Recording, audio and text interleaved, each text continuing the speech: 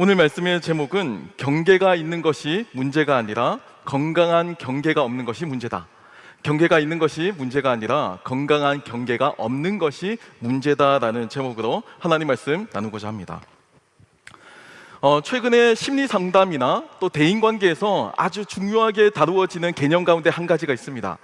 이 개념이 건강한 경계라고 하는 개념이에요. 여러분, 우리가 지금 살고 있는 이 세상은 여러 가지 보이지 않는 수많은 경계들로 이루어져 있거든요. 보이지 않는 수많은 선들로서 우리가 작용하고 우리가 그 삶을 살아가고 있습니다. 그 보이지 않는 선이 이 사회를 지탱해주는 근간이에요. 그러니까 예를 들면 이런 거죠.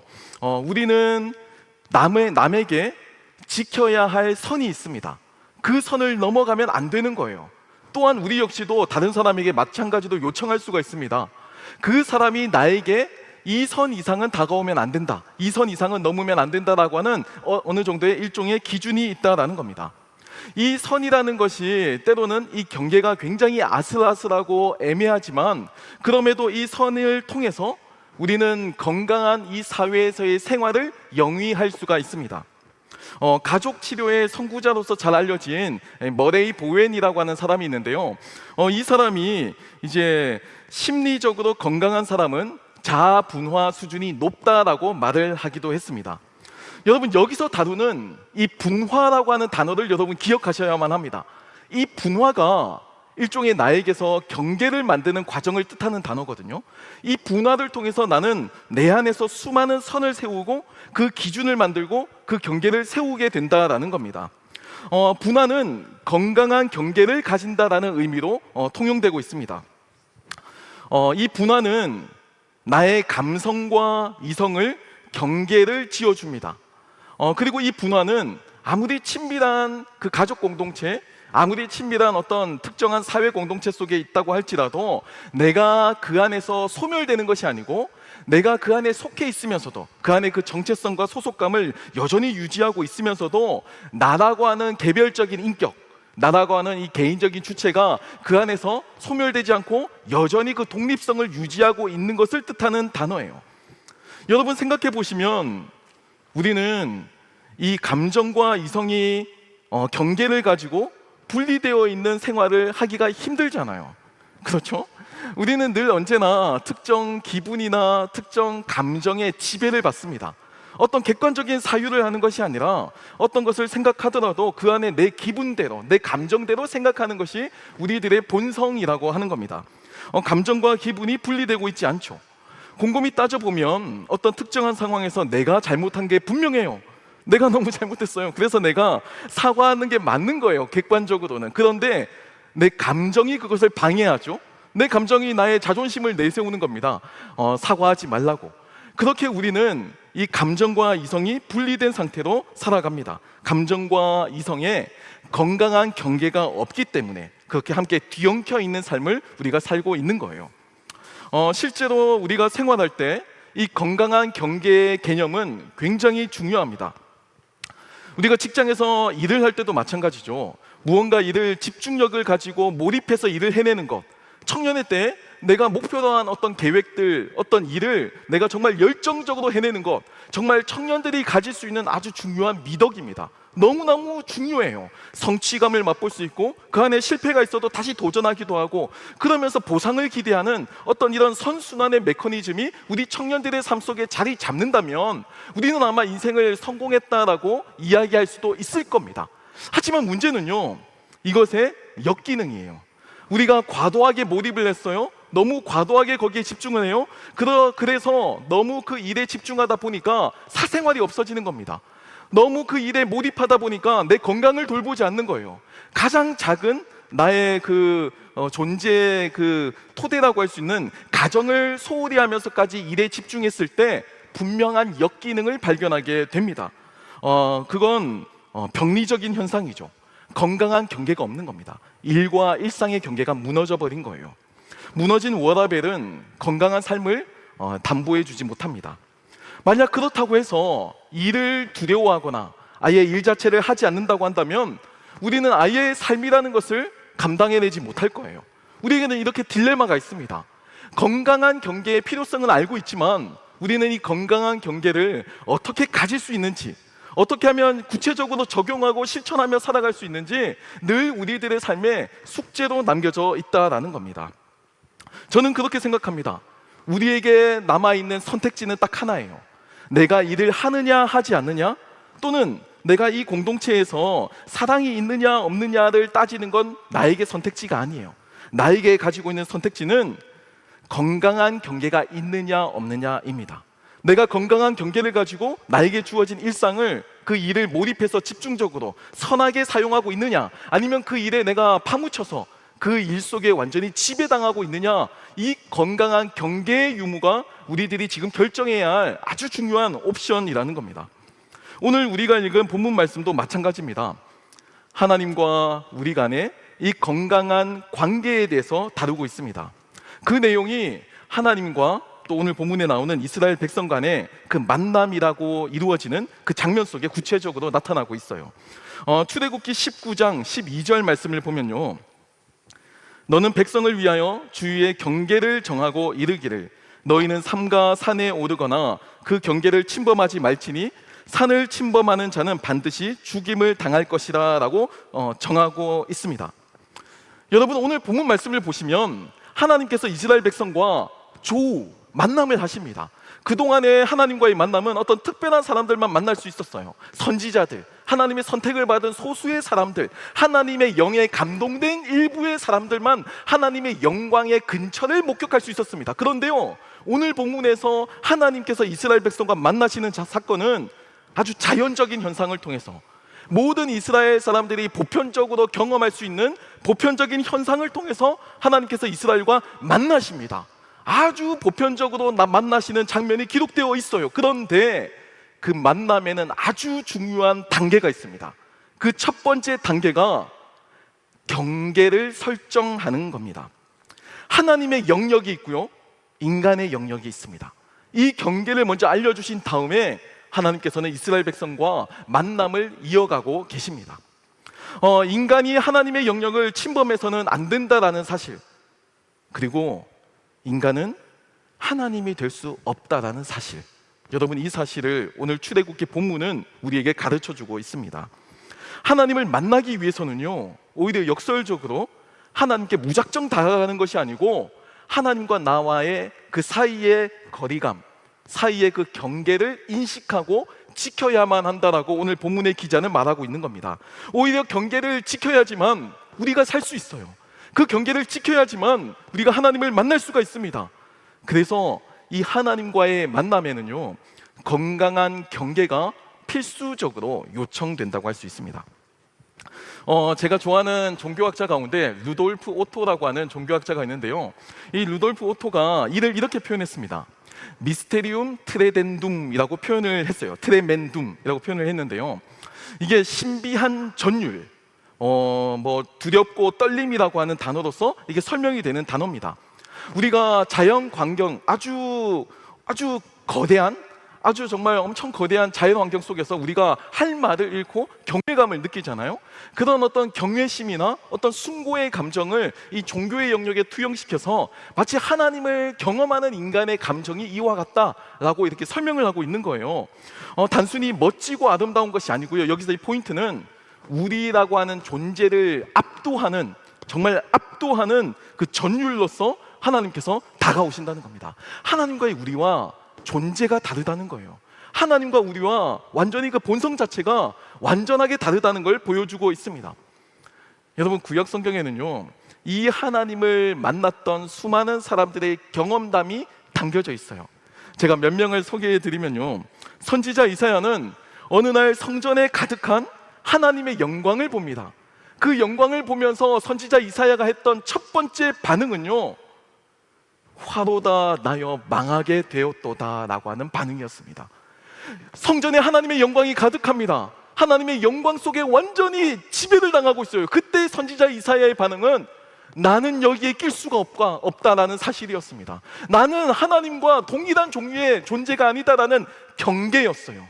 나는 이 하나님의 선하심과 하나님의 거룩하심에 범접할 수 없다라는 사실의 인식이었습니다. 경계에 대한 인지가 일어나게 된 거예요. 선지자 예레미야는요, 이 하나님과의 만남을 통해서 자신의 무능함을 토로합니다. 여러분, 선지자 예레미야는 당시의 석학이에요. 왕실을 넘나들면서 정치적인 조언과 또는 신앙적인 조언을 하던 그 당시 종교 지도자였습니다. 그 석학이 하나님 앞에서 나는 말을 할 수 없는 존재라고 이야기를 합니다. 하나님의 지식과 나의 지식이 너무나도 차이가 나서 그저 울 수밖에 없다라고 고백하는 겁니다. 여러분, 그게 전율이에요. 그게 이 신비한 하나님의 이 다스림, 신비한 전율이라고 표현하고 있는 겁니다. 선지자 에스겔도 마찬가지예요. 이 에스겔은 하나님의 임재에 압도당하여 쓰러집니다. 하나님과 우리는 이렇게 아주 큰 존재론적인 차이가 있습니다. 하나님과 우리는 비슷하지 않아요. 유사한 부분도 일부 있지만 하나님의 하나님 되심과 인간의 인간됨은 극명한 차이를 보이고 있습니다. 여러분, 하지만 우리는요, 이 구약 성경에 나오는 선지자들의 모습과는 정반대로 하나님을 대할 때가 너무너무 많아요. 우리는 하나님을 너무나도 아무렇지 않게 일상적으로 너무 편하게 대해서 문제가 생깁니다. 너무 편하게 대해요. 예배를 드리면서도 우리는 이 예배에 대해서 감격과 준비함을 가지고 일반적으로 드리지 않죠. 물론 소수의 몇 분은 예배자로서 준비되어 있겠지만 우리는 일상적으로 루틴으로서 습관적으로 그냥 드립니다. 그냥 습관적으로 아무 준비 없이 와서 찬양하고 기도하고 말씀 듣고 해. 이 전형적인 패턴을 그저 몸으로 숙달하며 살아가고 있는 거예요. 하나님께 작정하고 기도하는 것도 마찬가지입니다. 정말 거룩하신 하나님께, 전능하신 하나님께 기도를 하고 있음에도 불구하고 우리의 이 기도의 내용은 건성으로 기도할 때도 많고요, 심지어는 작정을 하는 것도 지키지 않을 때도 있습니다. 그냥 건성으로 하고 넘길 때도 있죠. 여러분, 물론 하나님을 가깝게 생각하고 여기는 것, 친밀하게 표현하는 것 굉장히 중요합니다. 하나님은 그만큼 우리와 가까우시고 우리를 사랑하시기 때문이에요. 하지만 그 안에도 여러분, 경계가 있다는 겁니다. 여러분, 이 경계는 결코 친하다고 해서 사라지는 것이 아닙니다. 여러분, 이 경계는 우리가 하나님과 얼마나 가깝다고 해서 지워지고 외면할 수 있는 정도의 수준이 아니라는 걸 기억해야만 해요. 하나님은 우리의 예배를 받으시기에 합당한 주님이시다라는 사실을 우리는 기억해야만 합니다. 하나님만이 우리의 삶의 유일한 기준이 된다는 사실, 여러분, 이 사실을 우리는 두렵고 떨림으로 받아들여야만 해요. 하나님만이 우리의 삶의 유일한 절대적인 기준이시다. 여러분, 이 말이 어떤 것을 뜻하고 있을까요? 여러분, 이 말은요, 나의 경험, 나의 지식, 나의 생각 다 내려놓겠다는 겁니다. 나에게 직간접적으로 영향을 주는 수많은 것들이 있잖아요. SNS를 비롯해서 스승님도 있고 부모님도 있고 많이 있어요. 하지만 그들보다 나는 하나님의 말씀을 먼저 듣겠습니다. 그들보다 나는 하나님의 말씀을 내 삶의 기준으로 삼겠습니다 라고 하는 1차 고백이 이 안에 담겨져 있는 겁니다. 그 하나님을 우리는 예배합니다. 두렵고 떨리는 일이고요, 각오와 결단이 있는 게 하나님을 믿는 일이라는 것을 구약 성경은 가르쳐주고 있어요. 오늘 본문의 내용과 같이 출애굽기 19장 14절 말씀을 보면요, 이렇게 나와 있습니다. 모세가 산에서 내려와 백성에게 이르러 백성을 성결하게 하니 그들이 자기 옷을 빨더라 라고 전합니다. 여러분, 이스라엘 백성도 하나님을 만날 때 그냥 만나지 않았어요. 그냥 시내산에 올라가서 하나님 만났네 하고 온 것이 아니고 성결하게 준비하고 나아갔습니다. 그게 준비였어요. 하나님께 나아가기 위해서 옷을 빨았습니다. 성결하게 나아가야 거룩하신 하나님과 대면할 수 있는 기회를 얻을 수가 있었어요. 이것을 모세는 이스라엘 백성들에게 가르쳐주고 있었습니다. 다가오시는 그 하나님을 아무 생각 없이 또는 아무 준비 없이 그냥 무작정 맞닥뜨리는 것이 아니고, 여러분, 우리도 하나님을 두렵고 떨림으로, 정말 두렵고 떨림으로 각오와 결단을 담아서 만나야 하고 준비해야 한다라는 겁니다. 그게 오늘 시내산에서 이 하나님과의 만남을 준비하는 이 이스라엘 백성들의 자세였습니다. 성결하게 함. 여러분, 하나님과의 만남에는 언제나 이 건강한 경계와 건강한 거리가 필요합니다. 성결하게 하고 친밀한 관계가 이루어지는 거예요. 성결하게 하고 하나님의 음성을 내가 듣는 겁니다. 물리적인 거리도 있고요, 영적인 거리도 있어요. 우리는 이 두 가지를 늘 지키고 존중해야만 해요. 사실 우리는 이 경계라고 하는 단어를 굉장히 터부시하는 경향이 있습니다. 경계라고 하는 이 단어 자체가 부정적인 의미를 어느 정도 가지고 있잖아요. 바운더리를 세우고 이것은 내가 속해 있는 영역이고 여기는 다른 사람의 영역이라고 구분짓는 습관이 있는 겁니다. 일종의 편가르기처럼 느껴지게 되겠죠. 뭐 담이나 장벽이나 아니면 장애물과 같이 뭔가 내가 극복해내야 될 것, 내가 마치 주어져 있는 과제처럼 이건 극복해야 되는 것으로 이렇게 경계를 생각하기도 합니다. 경계를 없애거나 지우려고 시도하죠. 저도 이 경계라고 하는 단어가 가지는 이 부정적인 의미를 알고 있습니다. 만약에요, 이 경계가 누군가를 착취하고 압제하고 차별한다면, 정말 그런 형태로 가해지는 폭력을 가지고 있는 경계라면 저는 그 경계는 당연히 허물어야 된다고 생각해요. 그 경계는 당연히 극복되어야 되는 겁니다. 그 경계는 어떤 형태로도 정당화될 수가 없어요. 뭐 예를 들면 일상에서의 장애인과 비장애인의 차별의 경계는 허물어야 합니다. 여러분, 이거는 건강하지 않은 경계죠. 이건 나쁜 경계입니다. 고정관념화된 남녀의 성 역할도 만약에 지나치게 굳어져 있다면, 이 관행이 너무나도 세다면 이건 역시도 어느 정도 허물 필요가 있다라고 저는 생각합니다. 특정 직업이나 인종에 대한 사회적인 편견이라고 하는 경계가 있다면 여러분, 이 경계도 그 사람의 존재를 받아들이는 게 아니고 그 존재가 가지고 있는 외적인 조건에 집중하는 거잖아요. 이를 통해서 뭔가 편을 가르고 소외시키기 위한 기제로서 작용한다면 이것도 나쁜 경계입니다. 건강하지 못한 경계예요. 이 경계도 당연히 허물어야 한다라고 저는 생각합니다. 어떤 형태로든 차별이든 배제, 소외를 야기시키는 이런 종류의 차별은, 경계는 일종의 폭력이라고 볼 수 있습니다. 그리스도인은 여기에 굉장히 민감해야 돼요. 여기에 많은 감수성을 가지고 있어야만 합니다. 그래야지만 복음을 사회에서 살아내는 방법을 우리가 배울 수가 있어요. 하지만 제가 여기까지 말씀을 드렸지만 사실 이 작업이 굉장히 예민하고 조심스러운 작업이라는 것을 우리는 잊지 말아야만 합니다. 왜냐하면요, 이렇게 하나 둘 다 경계를 허물다 보면 자칫 반드시 지켜야 할 경계, 자칫 우리의 삶에서 너무너무 중요한 경계마저도 우리 스스로 허물 수가 있기 때문입니다. 여러분, 현 시대의 사조가 그래요. 오늘날 우리가 살고 있는 이 시대를 포스트 모더니즘 시대라고 부르거든요. 후현대주의라고도 부르죠. 예전에 현대주의는, 근대는요, 어떻게 생각했냐면 이성 중심이었어요.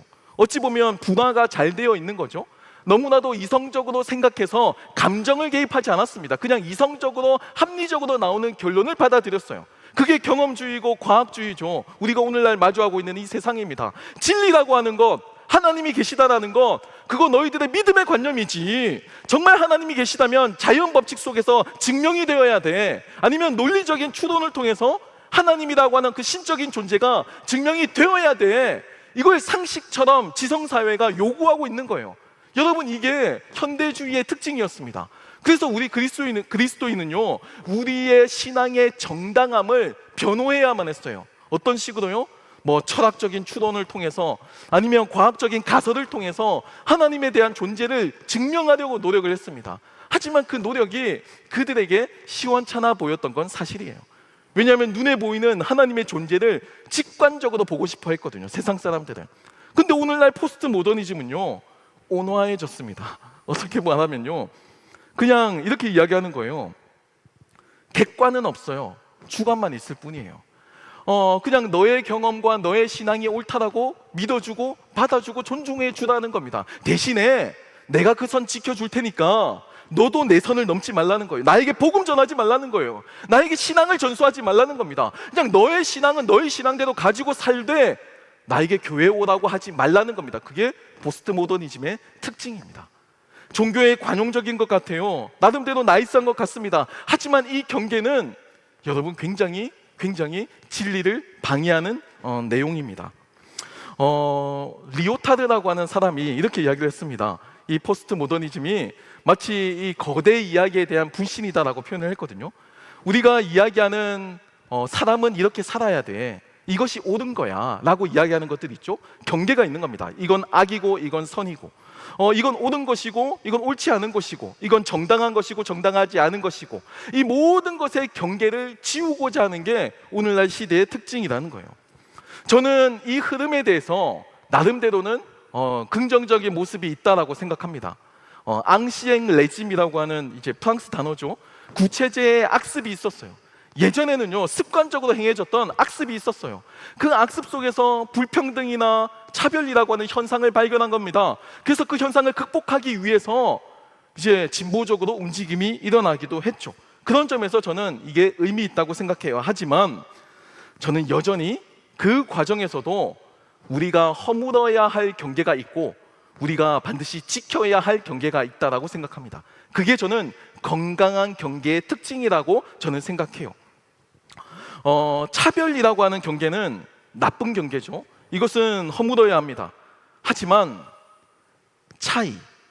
차이라고 하는 경계는 건강한 경계예요. 차이는 여전히 지켜져야 한다고 생각합니다. 예를 들면요, 장애인과 비장애인은 신체적인 기능상의 차이가 있습니다. 여러분, 이 차이를 수용해야 합니다. 왜냐하면 이것을 무시하면요, 우리는 장애인 편의시설에 대한 논의를 할 수가 없어요. 왜냐하면 그건 그들이 감당해야 될 몫이라고 생각하니까요. 장애인의 이동권과 같은 문제도 다룰 수가 없게 됩니다.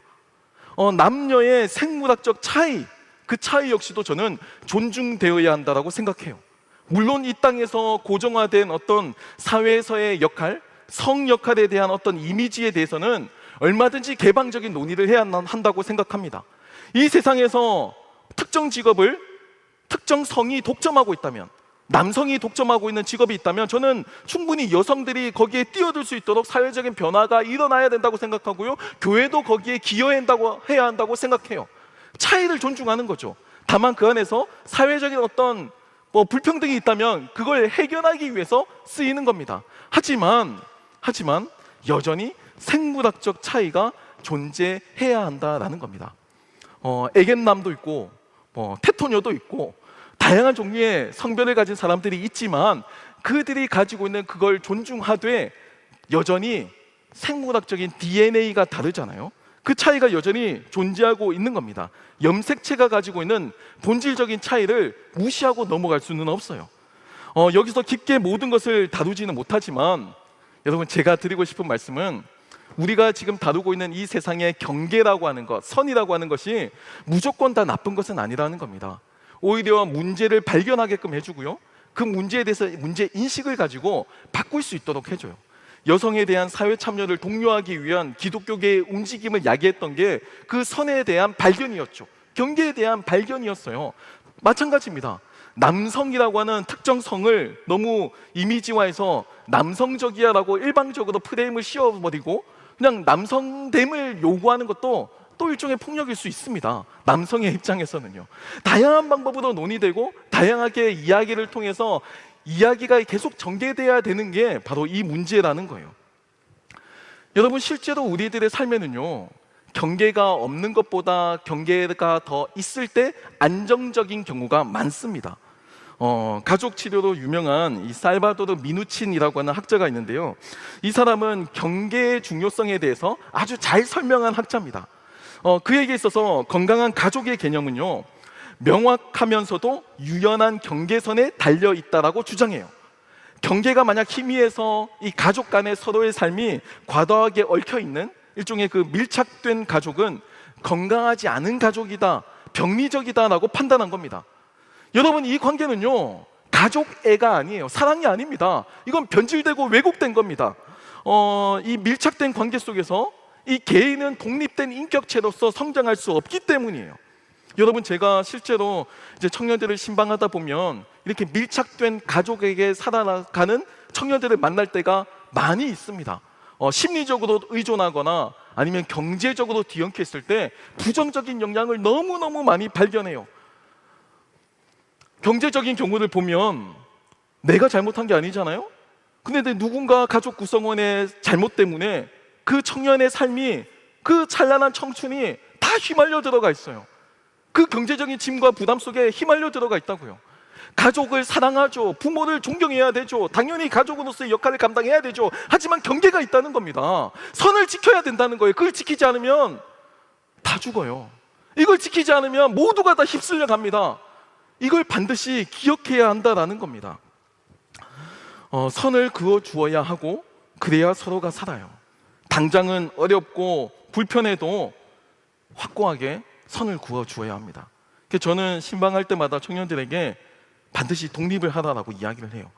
경제적으로든 심리적으로든. 부모님을 모시고 효도하는 건 별개의 문제입니다. 당연히 해야 되는 거예요. 부모님을 위해서 기도하고 사랑하고 존경해야죠. 하지만 사적인, 특별히 경제적인 어떤 이런 영역에서 뒤엉켜 있다면 하나하나 분리시켜야 됩니다. 그래야 여러분들이 살아요. 그래야 청년들이 자신의 꿈을 향해서 자신의 직업과 미래를 준비할 수 있다는 겁니다. 제가 보니까 어떤 경우는요, 성인이 되었어요. 심지어 결혼을 했어요. 그런데도 여전히 부모에게 정서적으로 또는 물질적으로 의존하고 있는 겁니다. 여러분, 이런 경우는요, 신체적으로는 성인이 되었습니다. 하지만 실제로는 유아기에 머물러 있는 겁니다. 여전히 독립하지 않았어요. 성경의 정의, 결혼에 대한 정의가 부모에게서 남자가 떠나서 여자와 한 몸을 이룬다가 정의거든요. 여기서 독립이 안 된 겁니다. 그냥 결혼이 되지 않은 거예요.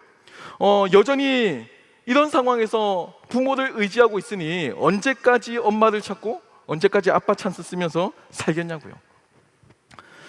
여러분, 이렇게 이 경계라는 것이 없어도 문제지만 너무나도 경계를 명확하게 세워도 문제가 됩니다. 완전히 나는 가족과 절연하겠어, 나는 가족 없이 나는 혼자 살 거야 라고 생각하는 것도 문제가 된다는 겁니다. 여러분, 우리는 이 사회에서 가족이라고 하는 이 최소 단위에서 이 사회에 대비했잖아요. 이 가족이 나에게 정체성을 부여해 준 겁니다. 이 가족을 부정하는데 어떻게 내가 건강하게 이 세상을 살아갈 수 있겠냐고요. 가족에서 받은 사랑들, 그러니까 내가 용납되고 나를 용인해주고 사랑해주었던 그 경험들이 세상에서 고난을 만날 때, 어려움을 만날 때 이겨나가는 아주 중요한 원동력이 된다고 많은 연구 결과가 밝혀지기도 했습니다. 그러니까 우리에게는요, 가족이 있느냐 없느냐가 중요한 게 아니고 더 중요한 건 건강한 경계를 세우는 겁니다. 내가 지금부터라도 건강한 경계를 만들어가는 거예요. 내가 의지할 공동체가 없다면 그 공동체를 내가 들어가야죠. 만들어야죠. 그 안에서 경계를 유지하는 겁니다. 내가 과도하게 가족과 삶이 엉켜 있어요. 그러면 그걸 분리시켜야죠. 하지만 떨어지는 것이 아니라 건강한 경계 거리감을 유지시키는 겁니다. 그래야 살아요. 애착은 있어야 하지만 이 애착이 집착이 되어서는 안 됩니다. 여러분, 이 애착과 집착 사이에도 건강한 경계가 있습니다. 우리의 삶은 이 경계가 무너지면 심각해집니다. 이 건강한 거리가 유지될 때 우리는 건강한 삶을 살 수가 있습니다. 사랑도요, 마찬가지예요. 이 경계가 무너지잖아요. 그러면 사랑이 집착이 됩니다. 여러분, 집착은 범죄죠. 범죄로 이어지게 돼요. 상담자와 내담자의 관계도 마찬가지입니다. 경계가 있어요. 이 경계가 무너지면 더 이상 상담으로 도움을 줄 수가 없게 됩니다. 그 상황과 문제에 함께 휘말려 들어가 있는데 누가 누구에게 조언을 해주고 누가 누구에게 상담을 할 수 있느냐고요. 부모와 자녀 관계도 마찬가지예요. 부모와 자녀 역시도 아무리 친구 같은 사이라고 할지라도 부모와 자녀의 고유한 위치는 지켜줘야 합니다. 그 경계는 여전히 견지돼야 돼요. 그래야 부모로서의 권위가 있는 거고요. 그래야 올바른 훈육도 가능한 겁니다. 여러분, 하나님과 우리도 존재론적인 경계가 있습니다. 하나님은 창조주시고 우리는 피조물입니다. 하나님은 무한한 분이시고 우리는 유한한 존재입니다. 여러분, 이 말은 하나님과 우리 사이에는 아주 커다란 지식의 차이, 경험의 차이가 있다는 것을 의미합니다. 우리는 나름대로 고민하죠. 내가 가진 지식과 내가 가진 경험을 가지고 최선의 판단을 하려고 노력하지만 하나님께서는요, 이 세상에 존재하는 모든 종류의 가능성, 그 경우의 수를 다 파악하고 계시고 내가 차마 바라보지 못했던 경험의 측면까지도 모든 지식으로 알고 계신 분이십니다. 여러분, 그 말이 우리가 하나님을 신뢰해야 함을 증명합니다. 우리는 내 인생의 주인이 될 수가 없어요. 너무 많은 리스크가 있기 때문에, 너무 많은 변수가 있고 너무 많은 경험의 차이가 있기 때문에 우리는 우리의 인생의 주인이 될 수가 없습니다. 그래서 하나님을 의지할 수밖에 없는 거예요. 하나님과 우리는 경계가 있습니다. 여러분, 이 경계의 차이를 우리는 잊지 않아야 하고, 이 경계의 차이를 통해 하나님이 있어야 할 곳과 우리가 있어야 할 곳을 우리는 반드시 지켜야만 합니다. 오늘 본문을 보시면 이스라엘 백성들은 하나님을 만나지만 시내산에 올라가지 못하잖아요. 시내산에 올라갈 수 없습니다. 그게 이스라엘 백성의 경계예요. 그걸 지켜야 삽니다. 여러분, 이 경계는 이스라엘 백성들을 소외시키고 차별하기 위한 경계가 아니라 하나님께서 만나주시기 위한 경계예요. 건강한 경계입니다. 하나님의 하나님 되심과 인간의 인간됨을 기억해야 살 수가 있어요. 이 경계를 기억하는 것이 이스라엘 백성들의 정체성이라고 하는 겁니다. 여러분, 우리가 그리스도인이지만 세상과의 차이점 뭐라고 증명할 수 있으시겠어요? 도덕성일까요? 타고난 어떤 인간성일까요? 아닙니다. 세상 사람들과 우리와의 차이를 가져오는 정말 절대적인 기준은요, 경계를 안다는 거예요. 하나님을 알고 나의 위치를 안다는 겁니다. 그래서 내가 하나님이 필요하다는 것을 알고 하나님의 말씀을 다 따르진 못하지만 따르려고 노력한다는 거예요. 그 경계에 대한 인식, 건강한 경계에 대한 그 인지가 세상 사람들과 신앙인들을 가늠하는 기준이 된다는 겁니다. 우리는 성경에서 그 경계를 지키지 못한 예를 너무나도 많이 알고 있습니다. 여러분, 창세기에서 아담은요, 동산에 있는 모든 나무의 실과를 다 먹을 수 있는 자유와 권한을 부여받았어요. 하지만 딱 하나, 생명나무의 실과만큼은 먹지 말라라고 하나님께서 경계를 지어주셨습니다. 이게 넘으면 안 되는 선이에요. 이 선 넘으면 안 되는 겁니다. 그래야 생명을 누릴 수 있고, 그래야 하나님과 이 관계를 친밀하게 유지할 수 있어요. 최소한의 경계였고 지켜야 할 선이었죠. 하지만 아담은 이 선을 넘었습니다. 경계를 넘었어요. 그리고 그 결과 너무나도 타락한 이 세상의 결과를 우리는 마주하지만, 저는 극명한 현상 가운데 하나가, 이 세상 사람들은 내가 내 인생의 주인이다라고 착각하는 것에서 저는 발견한다고 생각합니다. 내 삶의 주인이 나다라고 생각하고 살아가요. 모든 인생의 계획, 모든 삶의 내용들 다 내가 채웁니다. 내가 고민해요. 내가 결정합니다. 하나님의 여지를 두지 않아요. 사랑하는 청년 여러분, 제가 앞서서 머레이 보웬 그리고 살바도르 미누친이라고 하는 학자를 통해서 이 건강한 경계에 대한 이야기를 말씀드렸습니다. 사람들은 경계가 없으면 자유롭다, 사람들은 경계가 없으면 참 좋다 생각할지 모르겠지만, 사실 이 학자들의 주된 내용은요, 건강한 경계는 아주 중요하다라는 것을 강조합니다. 경계가 없으면 삶은 무너집니다.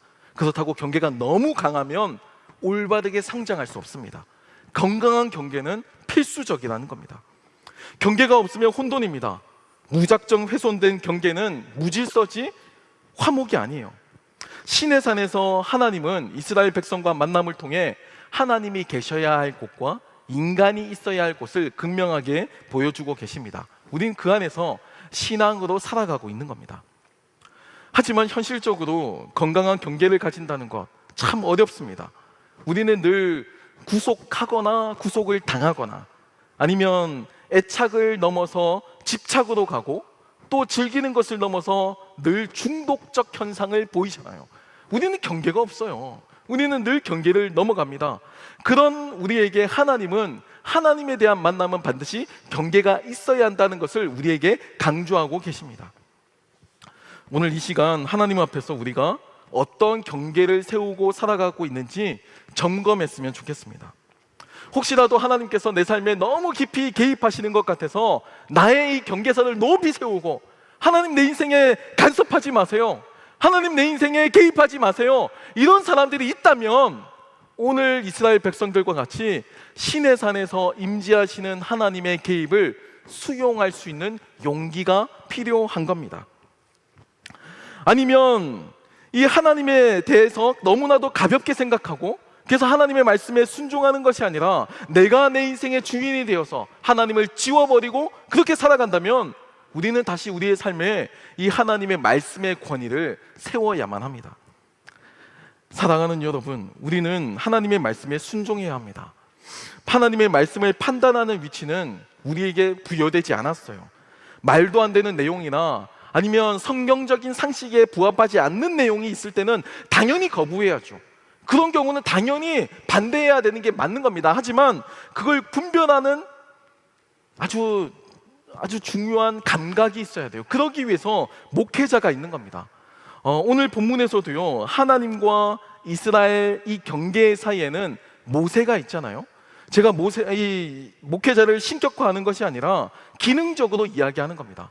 목회자는요, 특별히 목회라고 하는 업무를 담당하기 위해서 전문적으로 목회학을 공부한 사람들이에요.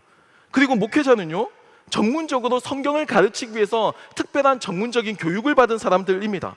그러니까 궁금한 점이 있거나 의문이 생길 때 당연히 목회자에게 찾아와서 논의하고 이야기하는 것이 당연한 거예요. 하지만 하나님의 지위를 끌어내리고 그냥 내가 모든 것을 판단하니까 내 삶을, 내 신앙을 내가 결정하겠다라고 생각하는 것은 결코 건강하지가 않습니다. 여러분, 신앙의 교만은 나에게 전혀 도움이 되지 않아요. 우리는 하나님과 우리와의 그 경계, 그리고 목회자에 대한 존경과 하나님에 대한 그 대언의 말씀에 대한 순종의 마음, 이 경계가 지켜져야 우리는 건강하게 신앙생활할 수가 있습니다. 우리의 이 복잡한 삶을 인도하시는 하나님, 우리의 이 복잡한 인생을 인도하시는 그 하나님을 우리 겸손한 마음으로, 그리고 하나님과의 올바른 경계를 지키며 나아가는 저와 여러분이 되길 소망합니다.